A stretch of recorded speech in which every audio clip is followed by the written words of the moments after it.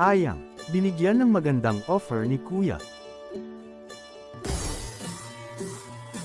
Ayang dahil mapapalabas ka na sa bahay ni Kuya, ay kailangan mo nang kumuha ng sarili mong bahay.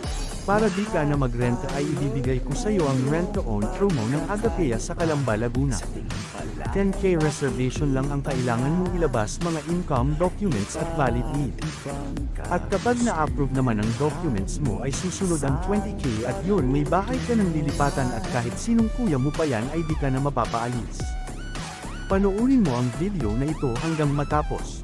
At kapag may katanungan ka pa ay huwag ka mahihiyang magtanong sa kuya mong ahente, si Kuya Mike.